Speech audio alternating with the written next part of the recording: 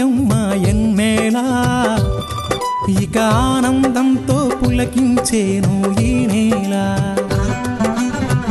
అడవి పూలు పూసాయమ్మ ఎన్నేలా ఇక ఆనందంతో పులకించేను ఈ నేల మురిసింది మారెడాకు మెరిసింది మావిడాకు పొంగింది సిన్నవాగు ఇయ్యాల జగులద్దింది జిల్లెడాకు తడిసింది తమలపాకు కొండగాలి అడవిని పెళ్ళియ్యాల అడవి పూలు పూసాయమ్మ ఎన్నెలా ఇక ఆనందంతో పులకించేను ఈ నేల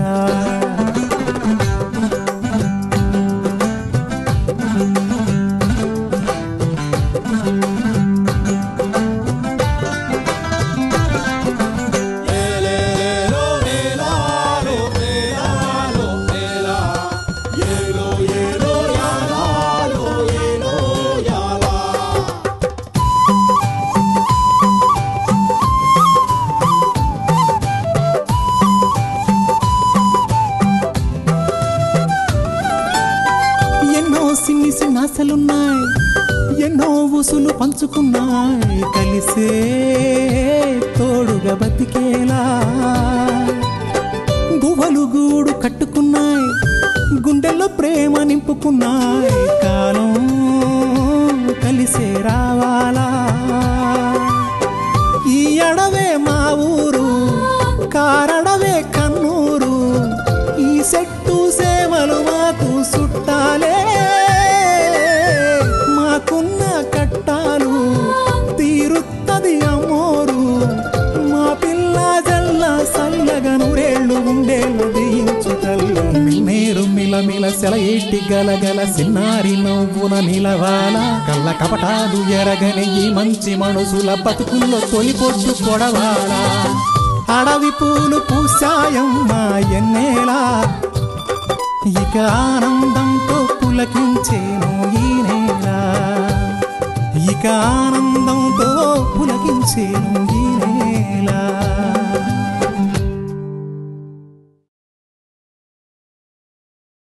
నువ్వు ఆ త్రిలోచన మీ ఆలోచనలు కట్టిపెట్టి వచ్చిన దాన్నే వెళ్ళిపోవడం మీకు ఎంతో మంచిది. శభాష్ సత్యమ్మ. మా కోణం గురించి నా గురించి ఎందుకులేండి, మా క్షేమ సమాచారాలు చూసుకునే వాళ్ళు వేరే వాళ్ళు ఉన్నారు. ఇంక మీరు దయచేయండి. అసలే ఉదయం నుంచి కంగారుగా ఉన్న రావణదారా నీ మాట విన్నాడంటే బుర్ర రాంకెత్తర పాడిచ్చేస్తాడు. రామన్న అని ఇందాకనే ఇక్కడి నుంచి వెళ్ళిపోమని చెప్పాను కదా, అది ఇంకా వెళ్ళలేదా? ఎక్కడ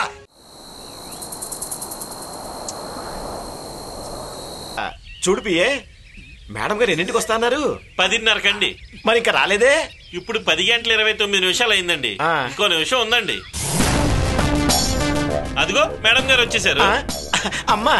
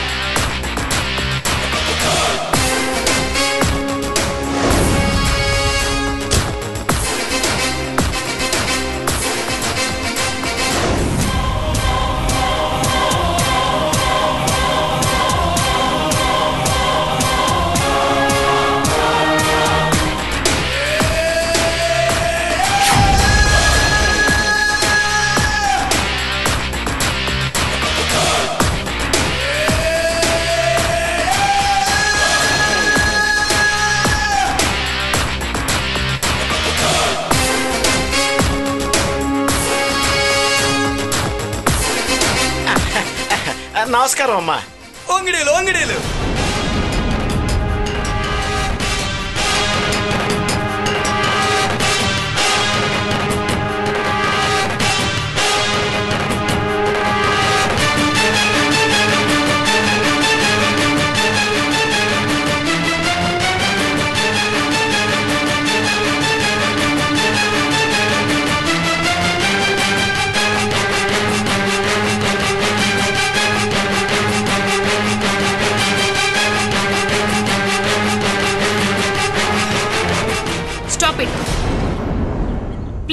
వెంకటరమణ, నేను చాలా రోజుల నుంచి చెప్తున్నాను, మన ప్రాజెక్టుకి కేవలం నా మనుషులే కాదు ఇక్కడ వాళ్ళు కూడా అవసరమని. కానీ నీ మాట విని ఎవరూ నీ వెనక రాలేదు. ఇదేనా ఈ అడవిలో నీకున్న పరపతి? పరపతి కాదు మేడం, తిరుపతి. అందరూ తిరుపతికి వెళ్ళారు దర్శనానికి. నిన్ను నమ్మి నేను వెర్రిదాల్లో వచ్చానన్నమాట. నీ వెనక ఇంకెవరూ లేరు, ఎవరూ రారు కూడా. అదేంటి మేడం, ఆ ఎర్రోడి ఈ కొనంగి మనోళ్ళే. ఎక్కడున్నాడు చెప్పు చెప్పు. నువ్వు కోణంగి కాదా? ఆ మాట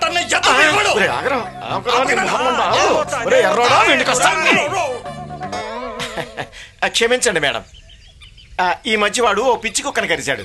కాదు, పిచ్చి కుక్క వీడిని కరిచింది, అందుకే వాడు అలా అరుస్తున్నాడు మేడం. అంటే నీలే చేతకని వాళ్లతోనూ అలాంటి పిచ్చి వాళ్లతోనూ పెద్ద ప్రాజెక్ట్ చేద్దామనా నేను ఇక్కడికి వచ్చింది?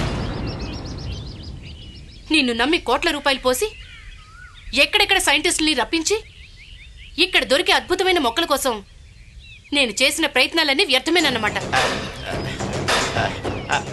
అది కాదు మేడం, ఆ రాజమయ్య లచ్చన్నలని నీవైపు తిప్పుకోమన్నాను. ఎంత డబ్బు ఖర్చు పెట్టైనా కొనేయమన్నాను. కానీ నువ్వేం చేశావు? అది అది మేడం, అది పిఏ, నేను బాగా అలసిపోయాను, రేపొచ్చి కలవమని చెప్పు. మేడం రేపురా, రేపురా.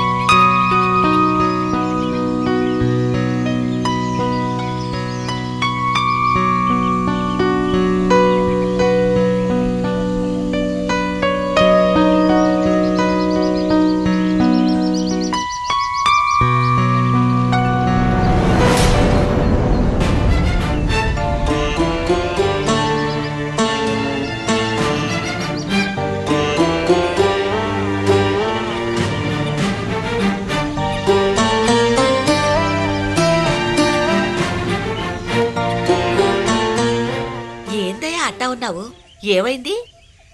ఎల్ల పని అయినాదా? అట్ట మౌనంగా ఉంటే ఎట్టా? ఏందయ్యా ఏమి మాట్లాడవు? అసలు అక్కడ ఏం జరిగినాదో చెప్పు. ఆ త్రిలోచనతో మాట్లాడినావా?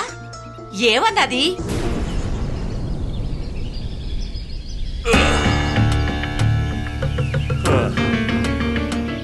ఏం చెప్పమంటది?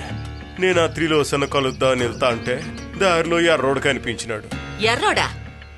ఏమంటున్నాడయ్యా?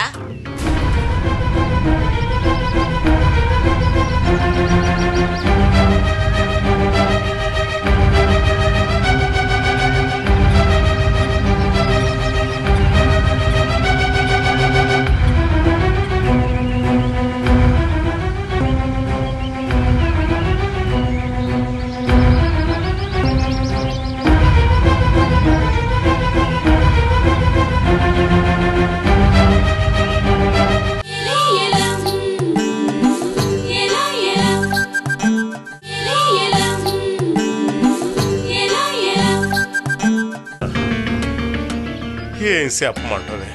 నేను ఆ త్రిలోచన కలుద్దామని వెళ్తా అంటే దారిలో ఎర్రోడు కనిపించినాడు. ఎర్రోడా? ఏమంటున్నాడయ్యా?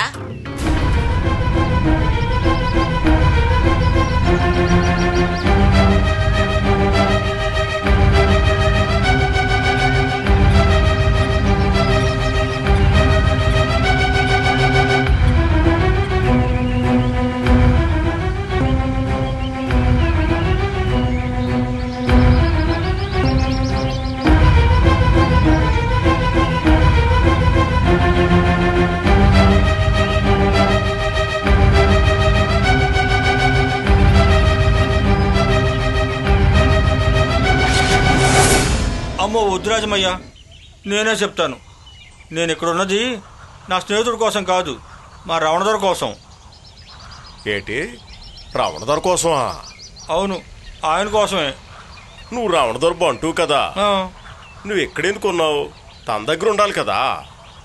మా రమణ ద్వారా ఒక ముఖ్య విషయం మాట్లాడాలని నేను త్రిలోచన అమ్మగారి దగ్గరికి వెళ్ళొస్తాను, నువ్వు ఇక్కడే ఉండు అంటే అప్పటి నుంచి ఎదురు చూస్తూనే ఉన్నాను. ఇప్పటిదాకా రాలేదు పెద్ద మనిషి. ఎక్కడున్నాడో ఏంటో. నేను వెళ్ళొస్తా రాజమయ్య.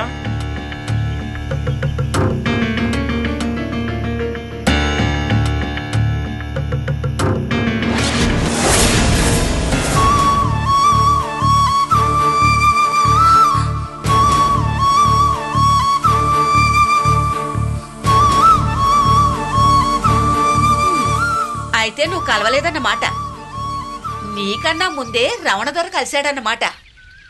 అయితే వీళ్ళు మళ్ళీ ఏదో ఆలోచనలో పడ్డారు. అయినా ఈ రమణ దొరకి మన కుటుంబం మీద, ఈ అడవి తల్లి మీద ఇంత కోపం ఏందయ్యా? ఏం సాధిద్దామని? రాక్షసుల్లా ఉండ దేవర్నే ఆ తల్లి మార్చి మళ్ళీ మనిషిగా చేసింది. అట్టాటిది ఆ తల్లే ఈ రమణ దొరని మారుస్తుందని ఆశిద్దాం. ఇంతకు మించి మనం ఇంకేం చేయగలమయ్యా? పిచ్చిదానా, మారాలి అనుకునేటోడు ఎప్పటికైనా మారతాడు.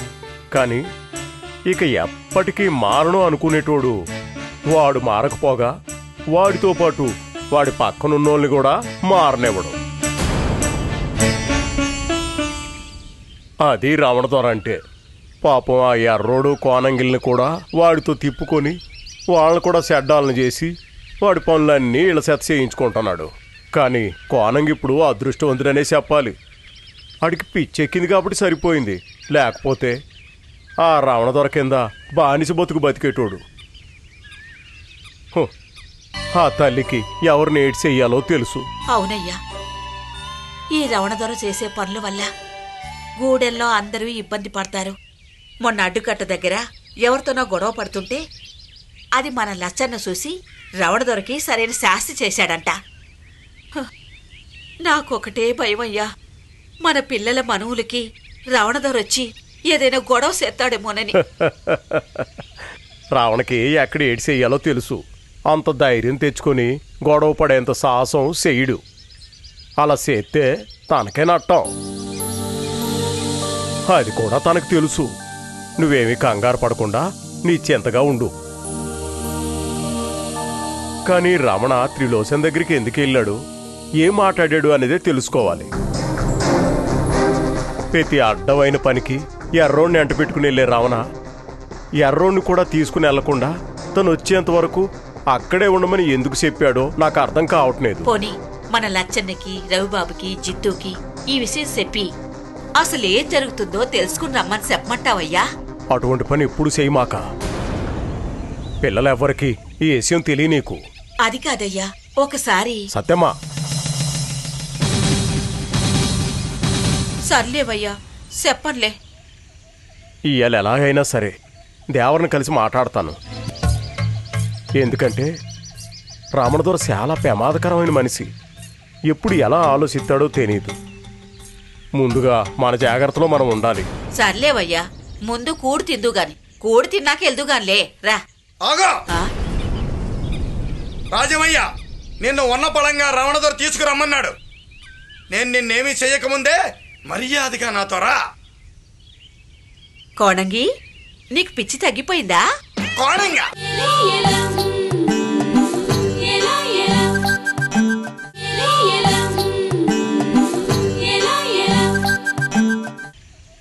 ఇవాళ ఎలాగైనా సరే దేవరిని కలిసి మాట్లాడతాను. ఎందుకంటే రామణదొర చాలా ప్రమాదకరమైన మనిషి. ఎప్పుడు ఎలా ఆలోచిస్తాడో తెలీదు. ముందుగా మన జాగ్రత్తలో మనం ఉండాలి. సర్లేవయ్యా, ముందు కూడు తిందు గాని, కూడు తిన్నాక వెళ్దుగానిలే రా. ఆగో రాజమయ్య, నిన్ను ఉన్న పళంగా రమణదొర తీసుకురమ్మన్నాడు. నేను నిన్నేమీ చెయ్యకముందే మర్యాదగా నాతో రా. కోణంగి, నీకు పిచ్చి తగ్గిపోయిందా? కోణంగా ఆడు గాని ఇట్టొచ్చాడా? ఆడు గాని ఇట్టొస్తే చెప్పవే మళ్ళీ. ఆడితో చాలా పనుంది. అయితే నువ్వెళ్ళి మీ రమణ దొరతో చెప్పు రాజమయ్య రానన్నాడని. అయితే సరే, నాకు చాలా పనులున్నాయి. నేను ఉన్న పళంగా వెళ్ళిపోయి ఆ రాజువైన కలవాలి. వస్తాను.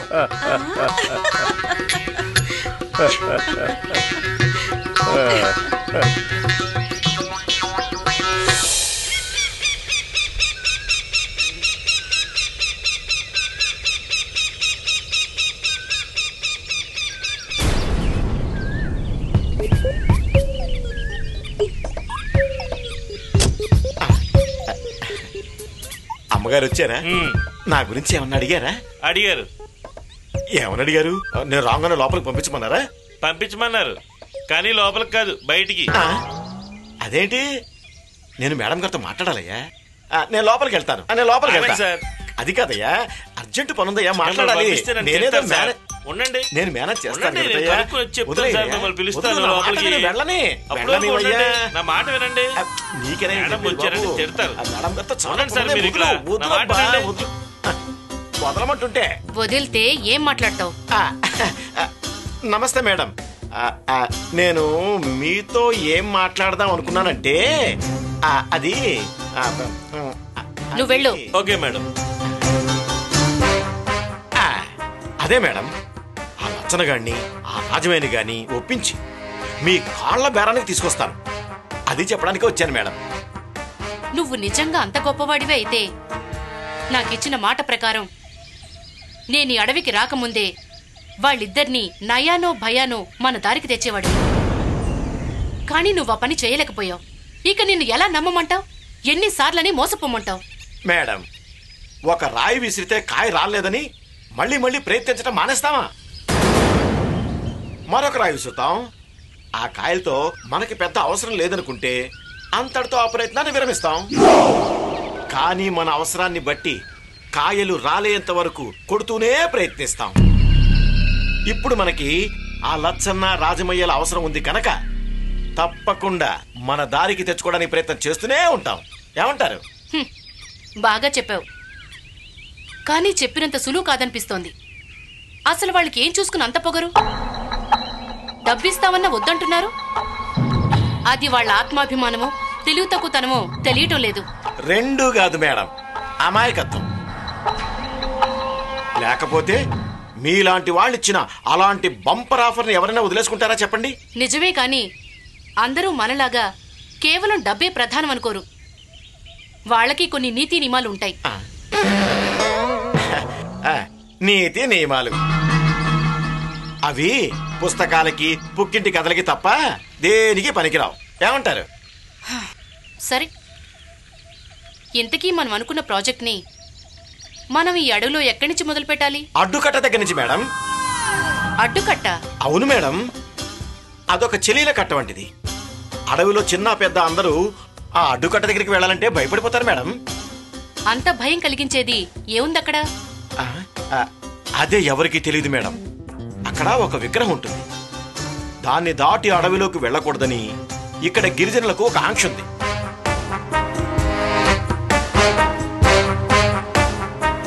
ఆంక్ష? ఎవరు పెట్టారు?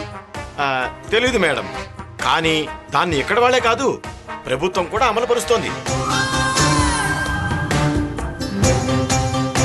అదేంటి, ఎందుకలా?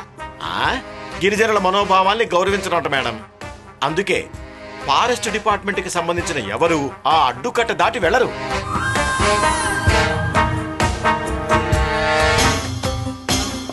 మనం అక్కడికి వెళ్ళొచ్చా? ఎందుకు వెళ్ళకూడదు? ఎవరన్నా వెళ్ళొచ్చు మేడం. అక్కడికి వెళ్ళడానికి ఎటువంటి ఆంక్షలు లేవు. ఇక్కడ చాలా మంది అక్కడికి వెళ్లి పూజలు చేసి మరీ వస్తారు. ఆ అడ్డుకట్ట అవతల తమ పూర్వీకులు, ఎంతో మంది ఋషులు, దేవుళ్ళు ఉంటారని, అటువైపు వెళితే వారి తపస్సుకి ఏకాగ్రతకి భంగం కలుగుతుందని, వారు కోపించి గూడాలన్నిటినీ నాశనం చేస్తారని ఒక బలమైన నమ్మకం ఉంది మేడం. ఇదొక రూమర్గా ఎప్పటి నుంచో వ్యాప్తి చెందే ఉంటుంది. అంటే ఆ అడ్డుకట్ట దాటి ఎవరు అటువైపు వెళ్లకుండా ఎవరో అలాంటి మూఢనమ్మకాన్ని వ్యాపింపచేశారని స్పష్టంగా తెలుస్తోంది.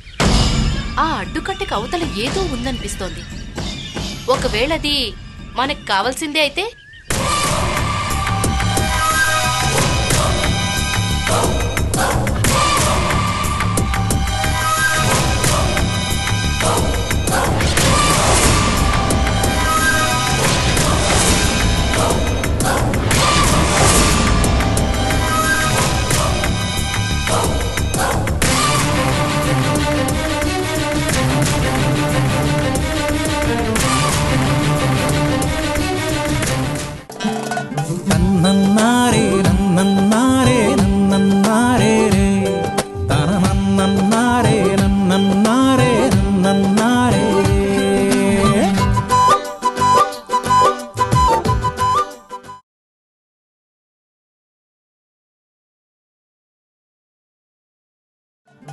నన్నా